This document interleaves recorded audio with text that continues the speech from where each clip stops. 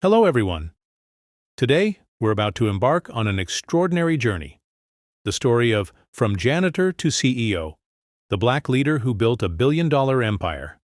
This isn't just another startup story. It's a real-life drama about a man who started at the very bottom, working as a janitor, overlooked and underestimated by everyone, but through sheer willpower, faith, and determination, he rose step by step to become a black CEO leading a billion-dollar empire. Across House Mark 2 chapters of this journey, you'll witness it all. The exhausting nights spent with a mop in hand, the condescending stares from others, the opportunities that seemed out of reach, and the bitter rejections. But from those very struggles, he discovered motivation, seized opportunities, and ultimately made a breathtaking breakthrough, where bold ideas and relentless spirit transformed the impossible into reality. This is a story that will make you cheer at the comebacks, feel moved by the perseverance, and be deeply inspired to believe that no matter where you start, if you never give up, you can rise to anywhere you dream of. So don't miss a single moment of this series. And if you want to keep following these powerful stories, don't forget to subscribe to this YouTube channel so you won't miss what's coming next. Get ready, because this story is about to begin, and it will leave you both satisfied and curious, unable to look away. He started with a mop. Not the kind of magical broom that flies in fairy tales, but a beat-up mop in the corner of a shiny corporate skyscraper. Every night, when the suits had already gone home and the office lights buzzed cold and lonely, he walked in, a black janitor with a quiet job. Sweep the floors, empty the trash, wipe the glass. Simple on paper, never simple in real life. In America, the job of a janitor often sits at the bottom rung of the corporate food chain. No business card, no company email. Sometimes, not even a name remembered. People only noticed when the floor was dirty or the trash overflowed. He got used to being ignored, used to eyes sliding past him as if he were invisible. Sometimes, when he was scrubbing the floor, office workers would step over him, spill coffee right next to him, and not even say sorry. Sounds bitter, right? Life has a twisted sense of humor. But in those lonely nights, he found a strange kind of freedom. Surrounded by glass walls and neon light, he collected scraps of forgotten dreams. As he wiped dust off the boardroom table, he imagined one day sitting at the head of it, the one making the decisions. As he emptied trash cans, he wondered, why do people throw away so many notes? What if buried in this trash, there's an idea worth millions? He wasn't wrong. In business, one idea, executed at the right time, can change a life. But back then, his biggest idea was just how to switch from night shifts to day shifts so he could sleep better. Americans love to say, fake it till you make it.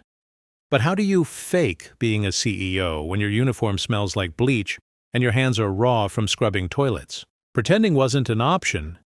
His only path was to learn, to observe, and to keep the dream alive in his heart. That was the beginning, a beginning most people would call hopeless. But sometimes, from the lowest floors, the highest ambitions are born. People often say that management lessons are learned in the boardroom, but for him, the free MBA crash course came from a mop and a trash bin. As he pushed his cleaning cart through the floors, he overheard every kind of conversation. A couple of junior employees shouting about KPIs. KPI stands for Key Performance Indicator, fancy words for the numbers that tell the boss who's doing well and who's not. They argued so loudly they forgot he was even in the room. And there, among the smell of bleach, he learned, in business, numbers sometimes matter more than feelings. Some nights, when cleaning the boardroom, he saw whiteboards covered with scribbles. Growth strategy, revenue model, exit plan. Words that sounded like another language in his own country. Growth strategy is how a company plans to grow. Revenue model is how it makes money. And exit plan is how investors eventually cash out. He didn't understand everything, but he memorized them. He thought, if I don't get a seat at the Yorkshire table, at least I can learn from the table itself. And then there was the unforgettable scene. A middle-aged manager yelling at his employee in front of a client. The result? The client stormed out, deal dead on the spot. He thought to himself, so not everyone in a suit knows how to lead. Leadership isn't shouting.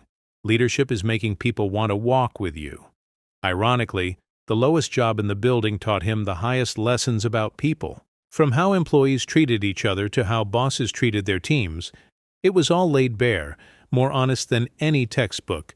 He realized, I may be poor in money, but I'm not poor in knowledge. If I pay attention, even as a janitor, I'm already studying to be a CEO. One night, while mopping the 15th floor, the fire alarm suddenly blared. Not a real fire, but the sprinkler system had malfunctioned. Within minutes, the office looked like a rainstorm indoors. Computers soaked, papers flying, people panicking everywhere. While security called maintenance and managers argued about whose fault it was, he, the invisible janitor, was the first to move. He knew exactly where the auxiliary valve was, tucked away in the utility room he cleaned every night. A few quick turns, and the water stopped. The whole floor stared. One employee whispered, "Wait." How did he know that? He didn't answer. He just went back to work, shoes squishing with every step. But inside something clicked. My value isn't in my job title. It's in solving problems when everyone else is frozen. After that night, some managers looked at him differently. One even suggested, "You should study facility management. You've got a knack for this." He chuckled politely, but deep down he knew. This was the first time anyone saw him as more than just a janitor. Ironically, the chaos of that false alarm became his first real opportunity to be noticed, and sometimes it takes a little disaster to spark a breakthrough. After the indoor rainstorm incident, he went back to his nightly routine, but something inside had shifted. Before, he mopped floors just to get the job done. Now, every swipe of the mop carried a different thought. I can't hold this broom forever. One day, I want to hold the keys to this building, not as a janitor, but as the owner. Sounds ridiculous, right? A janitor dreaming of owning a glass tower in the heart of the city. But sometimes it's the wildest dreams that keep people alive. During long nights, he picked up discarded magazines, flipping through business pages. That's where he first learned the word entrepreneur, someone who takes a risk, turns ideas into companies. He scribbled down small ideas, a smart cleaning app, an energy-saving system for buildings. Sometimes he laughed at himself. Who would believe a janitor could come up with anything valuable? But then he remembered the managers who lost, deals with their arrogance, and how he had saved the office from flooding in minutes. The truth was simple. Value isn't about who you are. It's about what you can do. That night, staring at his reflection in the glass with city lights burning behind him, he whispered, "Today, I clean this building, but one day, I'll build something so big the world will clean itself just to keep up with my dream." And so, from those quiet footsteps on wet floors, the seed of a billion-dollar dream was planted. By day, he was the invisible janitor of the skyscraper. But by night, after finishing his shift, he became the unlikely student of a university with no professors, no tuition, and no diploma. He saved every dollar he could to buy a battered old laptop. It wheezed and groaned, taking 10 minutes just to boot up. But to him, it was treasure. With it, he could sit in a public library, connect to free Wi-Fi, and begin his new journey, self-education. He dove into the concepts he had overheard in boardrooms: growth strategy, revenue model, cash flow. He discovered that cash flow, the lifeblood of any business, meant that even profitable companies could die if they didn't manage their money moving in and out. The buzzwords executives debated on whiteboards became his foundation lessons. To keep from drowning in jargon, he made a rule: learn one concept a day, write it in his notebook, and find an example in his janitor job. Supply chain? He pictured the journey of a roll of toilet paper, from factory, truck, warehouse, office restroom. It sounded funny, but it made the idea unforgettable. Others studied their MBAs in lecture halls that cost thousands. He studied his MBA through trash bins and cleaning carts. But he believed, knowledge doesn't care where you learn it, It only cares whether you use it. Each night, after cleaning and opening his laptop under dim yellow lights, he whispered to himself, "I'm not learning just to escape the mop. I'm learning so one day I'll run the whole building." One night, while scrubbing the lobby floor, a thought hit him. What if I treated this job like it was my own small business? How would I run it? And so he started applying his self-made MBA right there. First came process management. Before, he cleaned by habit. Whichever floor he reached, he mopped, emptied trash, fixed what he saw. But after reading about workflow optimization, he mapped out his tasks: mopping, trash removal, system checks, and reorganized the order. The result? He cut nearly 20% off his nightly routine. Next was cost management. He noticed the building wasted cleaning chemicals. Some workers used double the needed amount for a single job.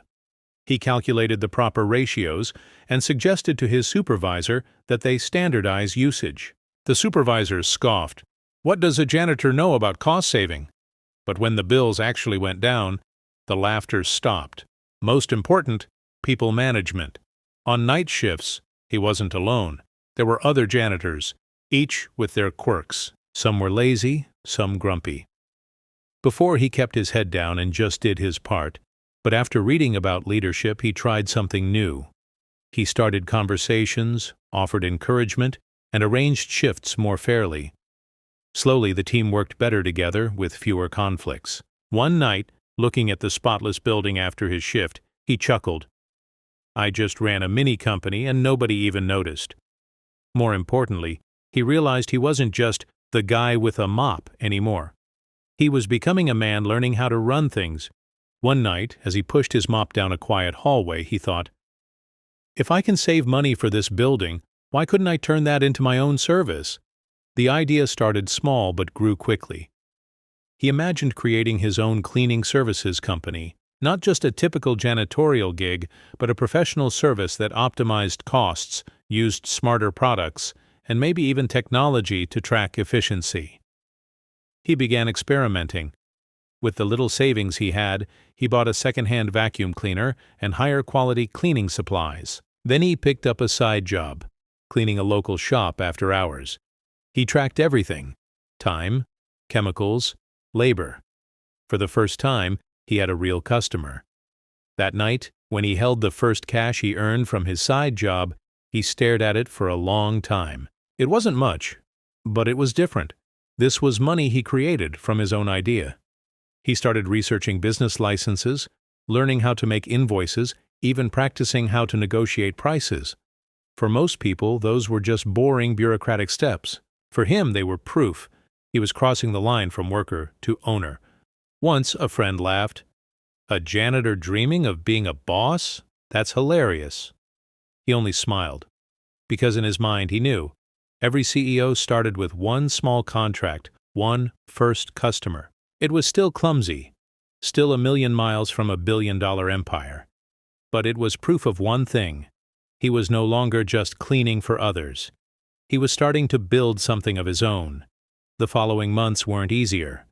By day, he cleaned offices. By night, he studied and hustled on side gigs. His body was exhausted. Some nights he fell asleep with his notebook still open. But inside, a fire burned brighter. "I'm no longer just working to get by. I'm building something," he realized, something vital.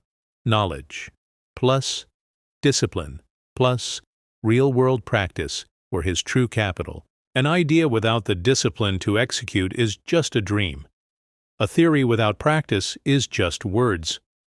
Every small invoice he wrote, every first customer he served, every hour spent optimizing a cleaning routine, they all felt like bricks laid in the foundation of a future empire. One night, in his tiny apartment, he scribbled in his notebook, "Janitor today, entrepreneur tomorrow." It wasn't just a motivational slogan. It was a promise to himself that his starting point would not dictate his destination. And so, Chapter 2 closed. He was no longer just the invisible man walking down cold hallways at night. In his tired but determined eyes, the reflection of a future entrepreneur had begun to emerge. One late evening, while mopping the lobby, he noticed a middle-aged man still working. Not just any worker, this was one of the building's senior executives, known for being notoriously tough. People said if a single detail was wrong in a report, he'd throw the paper back in your face. But tonight, the man sat quietly, sipping coffee, typing away. As the janitor passed, the executive suddenly asked, "You work the night shift?" He froze. Rarely did someone in a sharp suit even notice him. He nodded. "Yes, sir. Nights." The man studied him for a moment, then smirked. "I've seen you staring at the strategy boards in the conference room. Don't tell me you actually understand any of that?" The janitor blushed, but stood his ground. "Not everything, but I'm learning. Self-study." The man raised an eyebrow, intrigued. "A janitor studying business management?" The janitor replied without hesitation, "Because I don't want to be a janitor forever." The executive burst out laughing, not mocking, but surprised, almost delighted, as if he hadn't heard anything that refreshing in years.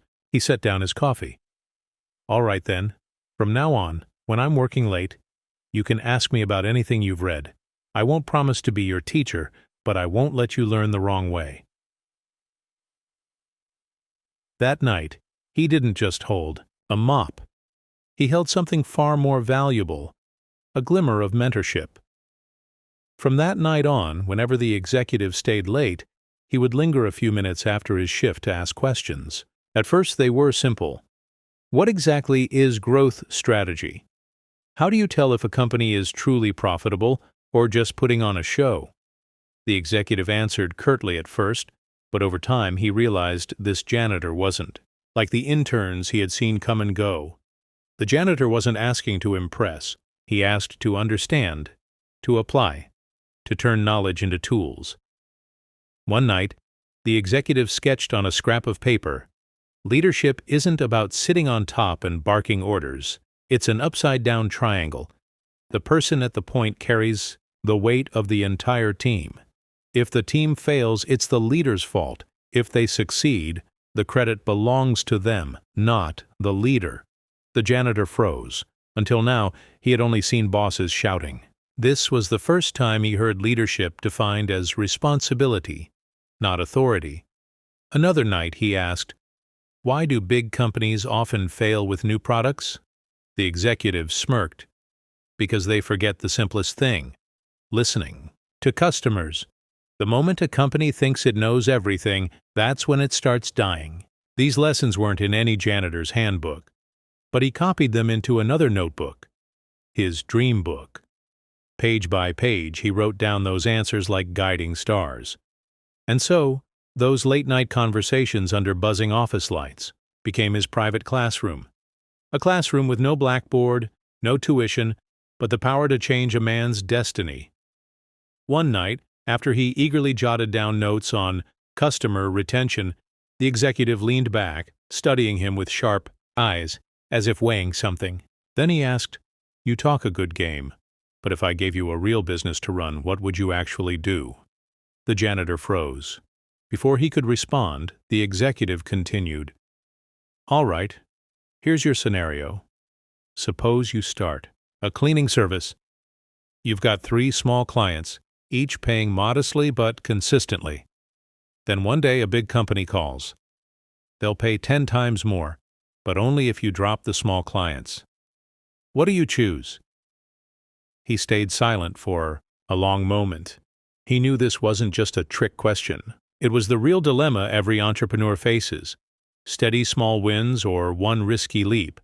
Finally, he said slowly, "I wouldn't drop the small clients, because if I can abandon them once, the big company could abandon me the same way. I'd try to keep both or negotiate. Small clients are the backbone. Big clients are just opportunity." The executive narrowed his eyes, then smiled faintly. "Not a perfect answer, but it shows you understand something vital. In business, big money isn't always good money." That night, in his tiny apartment, he wrote just one line in his notebook: "Never let one opportunity kill your foundation." It wasn't just a lesson. It was his first reminder that to become a CEO, he would need more than ambition. He would need wisdom. A few days later, while he was cleaning the boardroom, the executive walked in. He dropped a thick stack of papers onto the table, pages covered, with notes and sticky tabs. "This is the operations report of a cleaning services company. I got it from an old partner. By the end of the month, I want you to read it and write me a summary. Strengths, weaknesses, and what you'd improve if you were in charge." The janitor looked up, stunned. "But I've never studied formally. I'm just a janitor." The executive folded his arms, tilting his head. "Exactly. That's why this is your chance. If you want to climb higher, start by analyzing the world you live in. If you can do it, I'll keep teaching you. If not, well, stick to the mop." That night, he carried the stack back to his tiny apartment. Every page was filled with dry numbers: cost per unit, customer acquisition, employee, turnover rate. Each term felt like a wall, but he didn't back down. He Googled each concept, scribbled notes late into the night. Sometimes, exhausted, he laughed bitterly. "People study MBAs in air-conditioned classrooms. I'm learning mine at 2 a.m. on a beat-up laptop." But he kept going. Slowly, the report began to make sense. He saw the company wasted money on staff management, but excelled at customer retention. He circled red around inefficiencies, wrote down proposals for improvement. At the end of the month, he handed back a notebook full of scribbles. The executive skimmed through, then nodded slightly. "Not bad. You've got an eye for this. Maybe not enough to be a boss yet, but enough for me to keep teaching you." That night, he couldn't sleep. From one small assignment, a door had opened. And for the first time, the dream of being a CEO wasn't just a fantasy. It had shape, weight, and a path forward. After the successful analysis assignment, the executive began to see him differently. No longer just a curious janitor, but a potential apprentice. One evening, the executive said, "I've got a friend who runs a chain of small shops. They're complaining about rising cleaning costs without better results. I'll introduce you. Let's see what you can do." He froze. This wasn't theory anymore. This was a real business opportunity. On the day of the meeting, he wore a cheap shirt and an old tie, ironed to perfection. Across from him sat the shop owner, eyes full of doubt. "Have you ever managed a cleaning service before?" He took a deep breath. "No, ma'am, but I've done the work for years. I know every blind spot in a building, every way to cut costs without cutting. Quality." Then he laid out his proposal. Scheduled shifts, standardized chemical usage, and most importantly, a transparent weekly cost report. The owner frowned. "Sounds nice, but you're just a janitor." He met her gaze and answered steadily, "Yes. But if a janitor can turn costs into savings and chaos into order, then isn't that exactly what a CEO does?" The room went silent, and for the first time he felt he had stepped across the line, from cleaner to negotiator. In the very first week of his contract with the small shop chain, the pressure hit hard. This wasn't just mopping floors alone in the shadows of an office tower anymore. This was real clients, real money, and even the smallest mistake could shatter the first contract, the foundation of his dream. He started by creating a detailed workflow. He wrote out a cleaning schedule by hand and taped it to the supply room wall. He applied the Japanese 5S method: Siri, sort; Saiton, set in order; Seiso, shine; Seiketsu, standardize; Shitsuke, sustain. On paper it sounded fancy. In practice it meant, don't leave supplies scattered, always measure chemicals correctly, and keep the team disciplined. But theory was one thing, reality another. One teammate accidentally broke an expensive bottle of cleaning solution. Another day the client complained that the floors weren't shiny enough, even though he had scrubbed them twice. That night he couldn't sleep, terrified the owner would cancel the deal. Instead of hiding, he chose to confront it. He wrote detailed reports of each incident, listing causes and solutions. He even called the client to apologize before she called him. At first, the shop owner was skeptical. "Are you just making excuses?" He replied calmly, "No, I'm showing you that I can admit mistakes and fix them. A good company isn't one that never makes errors. It's one that gets back up faster than the rest." The words didn't solve everything overnight, but they planted a seed of trust. And more importantly, they planted in him the belief that he wasn't just learning to run a service. He was learning to run trust itself. After a few tense weeks, things began to settle. The staff got used to the new routines, complaints died down, and one day the client even said, "I haven't seen these floors shine like this in years." That compliment felt like a medal.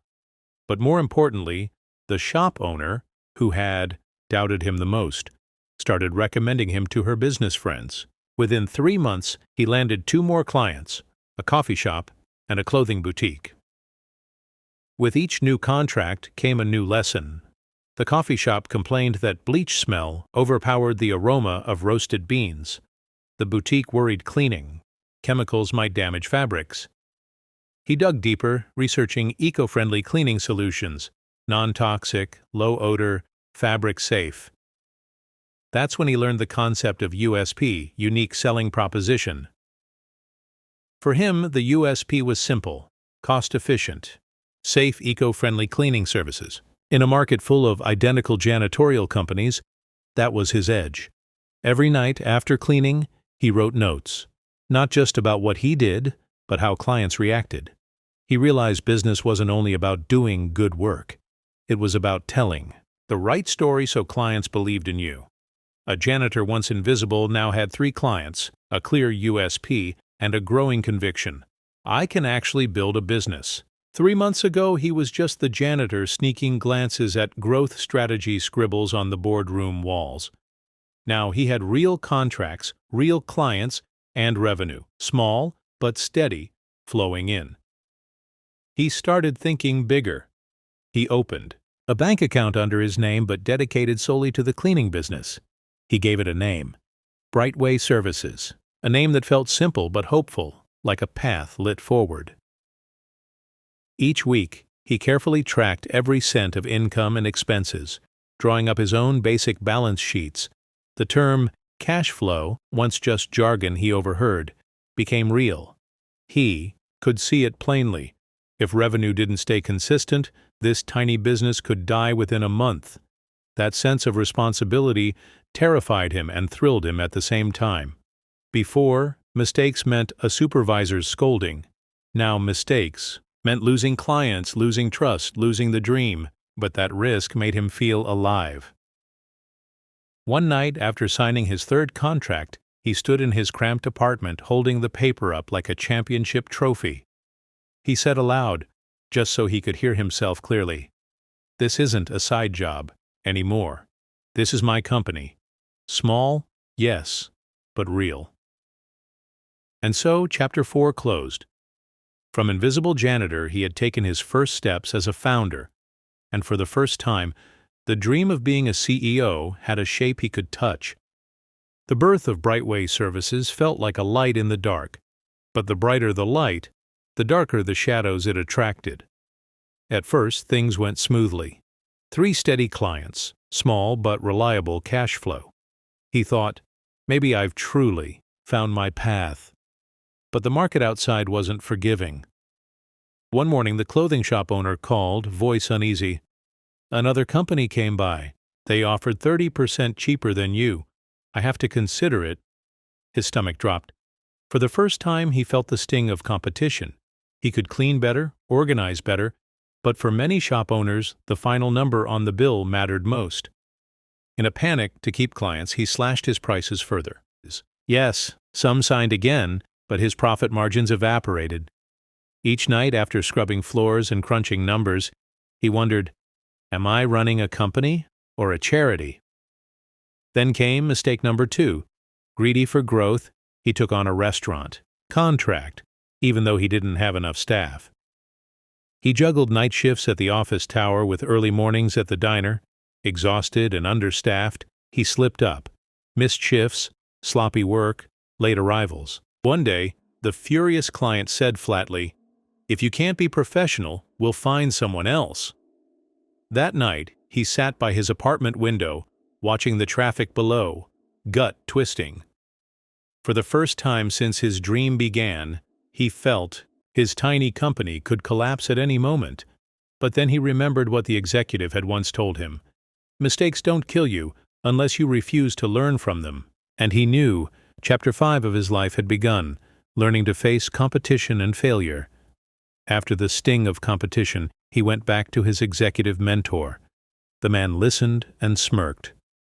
"You made the classic mistake, thinking customers only care about price. In business, the cheapest never wins for long. If you're the cheapest, someone else can always be cheaper. But if you're unique, you can't be replaced." It stung, but it sparked a new path. He began studying value-based pricing, charging not just for cost plus profit, but for the unique value delivered. He realized Brightway Services' true value wasn't just clean floors, it was peace of mind. Coffee shops didn't have to worry about bleach smell killing their aroma. Clothing boutiques didn't have to fear fabrics ruined. And above all, his clients knew he was transparent, quick to admit mistakes, and fast to fix them, something many big firms never offered. So instead of cutting prices, he drafted a service commitment and handed it to every client: eco-friendly products only, transparent weekly cost reports, incident response within 24 hours. Surprisingly, clients didn't leave. One owner even said, "I don't pick you because you're cheap, I pick you because I trust you." That was when he understood. Brand value lives in trust, not in numbers on a bill. From being threatened by low-cost rivals, he began to believe Brightway Services could survive not by lowering prices, but by raising value. As Brightway Services began keeping its clients, he realized something. If he kept doing everything alone, he would burn out. Every day he juggled his janitor job at the office tower with 3 separate shop contracts. Nights spent studying, days spent scrubbing, until one evening he fainted on the bus.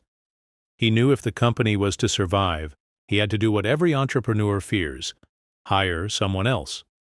That night, he scribbled numbers in his notebook: income from 3 contracts, just enough to pay 1 salary. If he hired, his profit would drop to nearly 0 for months. But if he didn't, he'd collapse or lose clients from exhaustion. For the first time, he fully grasped scalability. A company can't be built on one person. It needs a system. Finally, he took the leap.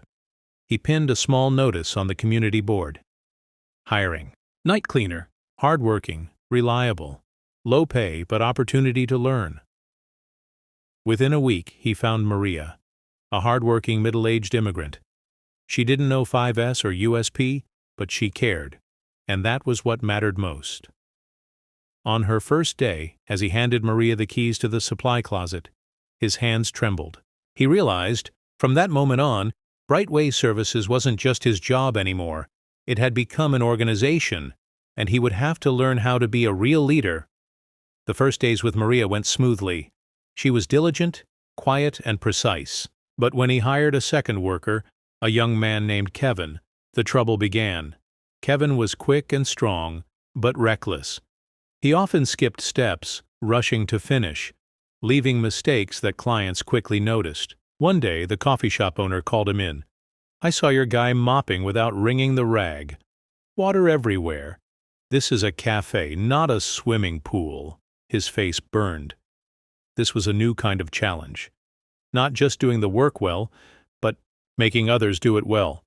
That night, he gathered his tiny crew in the supply closet. Maria sat silently. Kevin leaned back with folded arms, defiant. He took a breath, remembering his mentor's words. Leadership isn't ordering.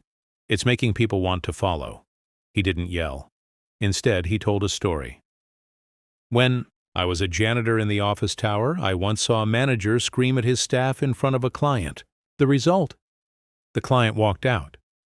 We can't let that happen here. If one of us makes a mistake, the client doesn't just lose faith in that person. They lose faith in all of us. This company is my dream, but I want it to be yours too." Maria nodded. Kevin stayed quiet. He wasn't sure if his words landed, But the next morning, when he checked the cafe, the floors shone spotless, not a drop out of place. For the first time, he felt the weight and thrill of leading people. Not with yelling, but with stories, with belief. And he knew, from this point on, his journey as a CEO had truly begun. Word spread faster than he imagined about a tiny cleaning company that made clients fall in love with spotless work. Some shop owners referred Brightway services to friends. Before long, he received an invitation from a mid-sized office building, a contract 3 times bigger than all his current clients combined. For the first time, he felt he was stepping out of the small shop market and into the real arena. But with the thrill came fear. During the negotiation meeting, the building's representative looked him up and down, half smirking. "You call this a company? I see a handful of workers, no office, no website, not even a sign. You think you're fit to handle this building?" His throat went dry. They weren't wrong. Brightway was still little more than an extended janitor crew, but he remembered the nights he had studied branding. He knew in business, sometimes appearance mattered as much as performance. That very evening he made a plan. Hire a freelancer to design a simple green Brightway logo with a leaf for eco-friendliness. Build a free website showcasing before and after. Cleaning photos and glowing client testimonials. Print white and green uniforms with the logo for his team. When he returned for the second meeting, it was the same skeptical faces. But this time, he laid down a polished proposal, branded logo, and proof of work. The representative flipped through, paused, and finally said, "You may still be small, but at least now you look like a real company. All right, we'll give you 1 floor to start."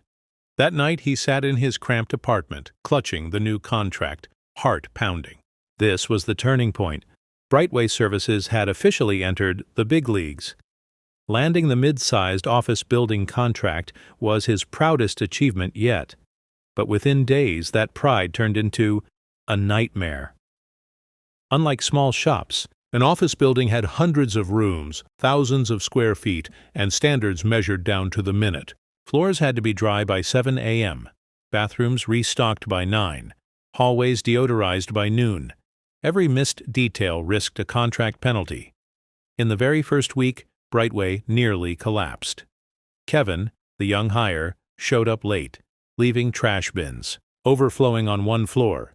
Maria, though diligent, was overwhelmed by the nonstop checks across 3 levels. The client sent a furious email. "If this happens again, we will terminate the contract immediately." That night, he sat buried in reports, sweat dripping. He realized he had been naive, thinking hard work alone was enough. At this scale, what mattered was systems management, so he pulled sleepless nights, teaching himself operations management. He drafted detailed checklists for every shift, rearranged schedules, and, most importantly, appointed floor leads. Maria was given charge of floors 1 and 2. He took floor 3 himself. Kevin got a warning. 1 more late shift, and you're out. By the following week, things began to stabilize. Checklists posted in supply rooms kept everyone on track. Maria surprised him with her natural supervision skills, keeping Kevin in line better than he could. Still, he knew Brightway was walking a tightrope. 1 slip could erase their first big contract. But he also knew these pressures were the real classroom, the crucible shaping him into a CEO. After a few weeks of surviving the office building contract, he noticed a big flaw. Manual supervision was exhausting. Paper checklists taped to walls helped, but sometimes workers forgot to tick boxes, or ticked them without doing the job.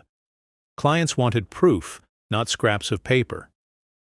One day at the public library, he stumbled across an article about major cleaning companies using work management apps. Staff checked in via smartphones, snapping before and after photos as reports. Data was stored online, accessible to clients anytime. He froze. Why can't I do that? If I'm small, then I need tech even more. To look big. Though no tech expert, he experimented with a free mobile app. He set up tasks for each shift, Mop floors, empty bins, restock bathrooms, deodorize hallways. He trained Maria and Kevin.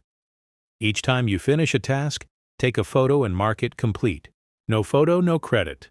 Kevin grumbled, "This is a pain. We came to clean, not to play photographers." He smiled. "True. But clients don't pay us for saying we cleaned. They pay us when they see we cleaned." To his surprise, the system wowed the client. The building manager emailed, "I'm impressed by the daily photo reports. Your team looks more professional than some of the bigger firms we've hired." For the first time, Brightway Services wasn't just surviving. It was competing with giants. He realized technology wasn't the privilege of big players. If used wisely, it could turn a tiny startup into a giant in the client's eyes. News of Brightway Services spread farther than he ever imagined. Transparent photo reports, tight workflows, and accountability caught the eye of people in the industry. One afternoon, he received an email titled, "Invitation to Bid." He read it over and over to make sure he wasn't dreaming. It was an invitation to bid for cleaning services at a Grade A office tower downtown, the kind of contract only massive firms with hundreds of employees ever touched. His pulse raced. Until now, his contracts were worth a few $1,000s a month. This one? Hundreds of thousands a year? But standing in his way were giants. Companies with flashy logos, professional marketing teams, even legal departments dedicated to preparing bids. That night, he spread the documents across his table, staring at the requirements: operations, plan, safety certifications, liability insurance, 3 years of financial reports. He chuckled bitterly. "We've only been around for 3 months. Where am I supposed to find 3 years of reports?" Maria looked at him nervously. "Are we too small to even try?" He was silent for a moment, then smiled faintly. "Maybe, but if we don't try, we'll stay small forever." And so he began writing the longest proposal of his life. No departments, no specialists, just him. He designed slides, laid out workflows, wrote service commitments. He added before and after photos, genuine testimonials from small clients. On submission day, he walked into the skyscraper lobby, surrounded by sharp suits and polished leather briefcases. His shirt might have been cheap, but his eyes blazed. "Today I walk in as the underdog, but one day I'll come back as an equal." That was the moment Brightway Services officially entered the game of giants.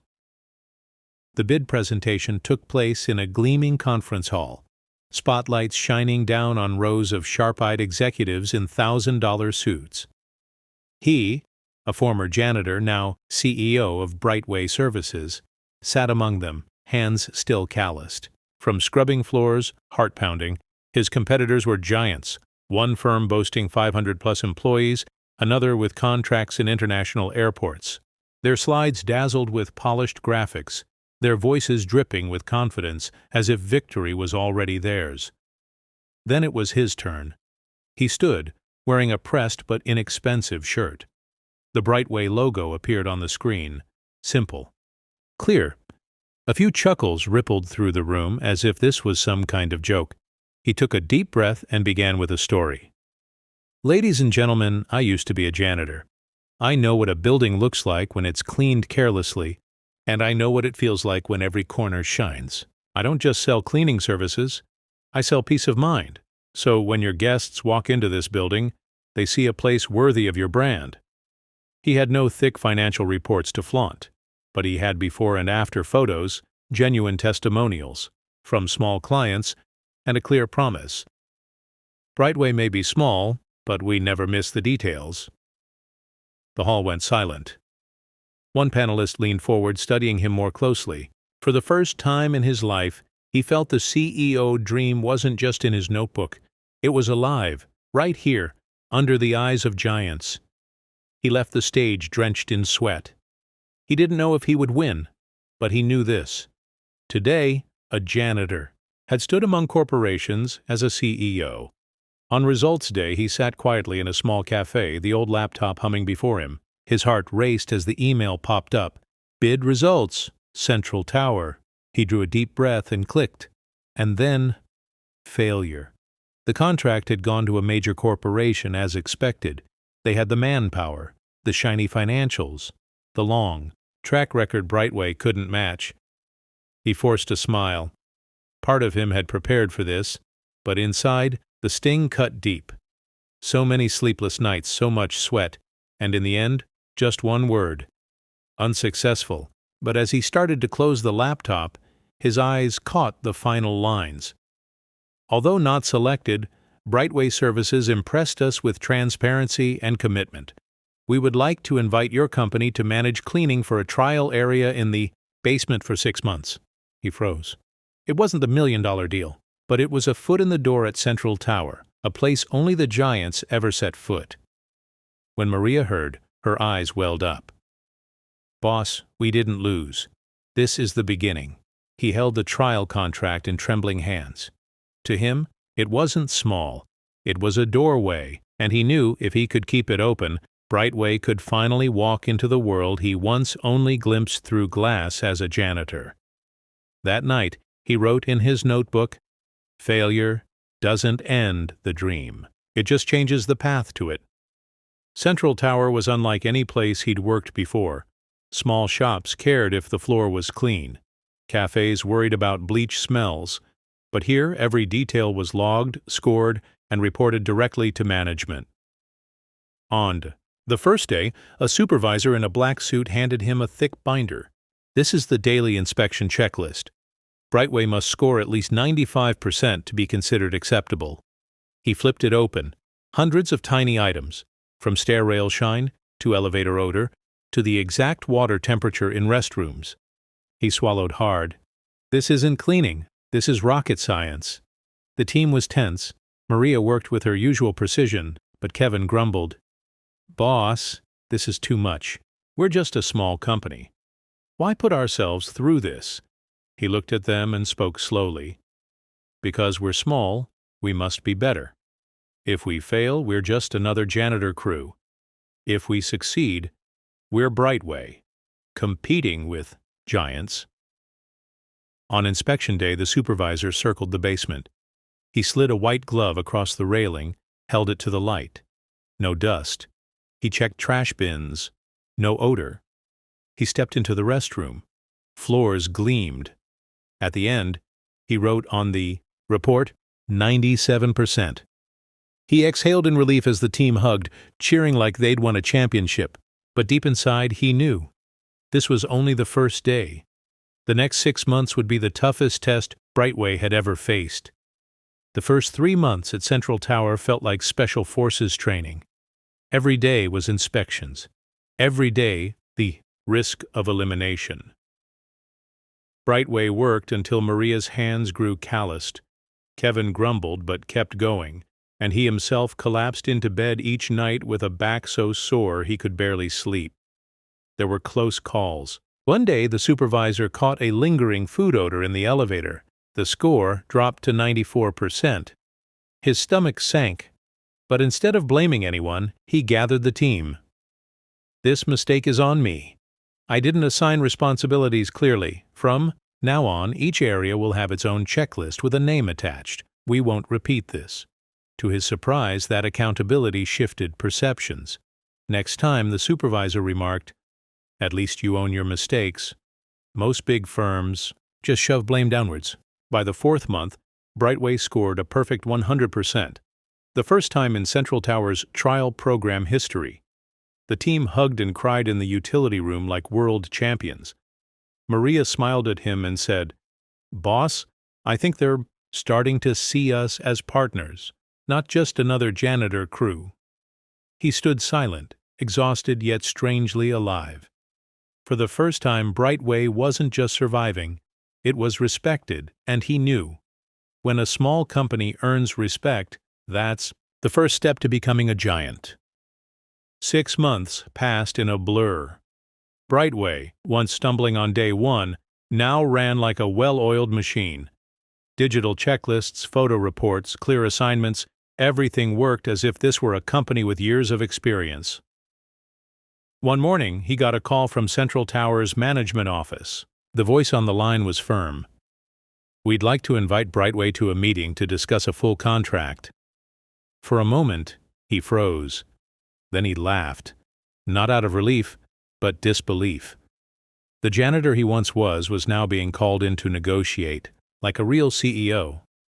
At the meeting, there was no skepticism this time. Instead, they pulled up a presentation of the 6-month trial results. Average score, 97.8%. Incidents resolved within 24 hours, 100%. Tenant satisfaction rating, 9.2, 10. The manager nodded. "Honestly, we didn't think a small company could sustain this performance, but Brightway proved us wrong." He sat there, heart racing. This was the turning point. Signing this contract would mean steady revenue, industry credibility, and, above all, recognition as a serious player. Under the table, Maria squeezed his hand and whispered, "Boss, I think we're about to stop being small." He nodded slightly. To him, this wasn't just a contract. It was a ticket onto the big stage, a stage he once only swept from the shadows. The negotiation took place in a sleek boardroom on Central Tower's 20th floor. Across the table sat 3 managers, flipping through the thick contract. He sat opposite, sweat beading on his forehead, eyes locked on every line. Then he froze at one clause, $50,000 penalty for each safety violation or unresolved complaint within 24 hours. Maria's eyes widened. Kevin swallowed hard. For a small company like Brightway, one mistake could mean bankruptcy. His mind spun. Signing meant the biggest contract of his life, credibility to propel Brightway forward. But the risk was enormous. Refusing meant staying small, forever on the sidelines. He remembered his mentor's words. A CEO isn't the one who chooses the easy road. A CEO is the one who shoulders risk to create the road for others. He took a deep breath, looked straight at the managers, and said, "I accept the penalty, but I want one condition. For any violation, Brightway will have 12 hours to fix the issue and submit proof. If we correct it in time, no fine." The room fell silent. The 3 exchanged glances. Then one nodded slowly. Fair negotiation. Agreed. He leaned back, heart still racing. He had just placed his entire company on the line, but also proved Brightway no longer acted like hired help. Brightway now negotiated like a real business. On contract signing day, the Brightway team erupted with joy. That sheet of paper, stamped with Central Tower's logo and his signature, wasn't just a contract. It was Brightway's birth certificate into the big leagues. Maria wiped tears. Kevin shouted, "Boss, from janitor to CEO for real!" But the celebration barely cooled before disaster struck.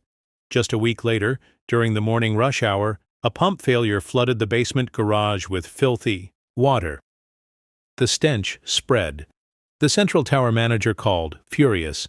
"If this isn't fixed within hours, we'll fine you under the contract. No exceptions this time?" His stomach dropped. This was it. The killer clause. A $50,000 penalty. Enough to wipe Brightway off the map. The team panicked. Kevin gasped. "We don't have the equipment for this." Maria trembled but locked eyes with him. "Boss, what do we do?" He shut his eyes for a beat, then barked, "We don't quit. Call an industrial pump rental. Tell them, I'll negotiate payment later." Kevin, rally anyone nearby to help. Maria, calm management. Tell them we're on it. They fought like soldiers in a battle. Pumps drained the filth. Disinfectant spread, every square inch scrubbed. Just before the 12-hour deadline, the garage shone spotless, as if nothing had happened. When the supervisor returned, he muttered, astonished, "Unbelievable! A small company reacted faster than the giants." That night he collapsed onto the garage floor, drenched and exhausted. But inside he knew. Brightway hadn't just signed a contract. Brightway had proven it could keep one. And in that moment, the invisible janitor finally became a true CEO. The basement flood, once thought to be the end, turned into Brightway's biggest breakthrough. Central Tower's management report stated, Rapid response, effective, beyond expectations. Recommend long-term contract.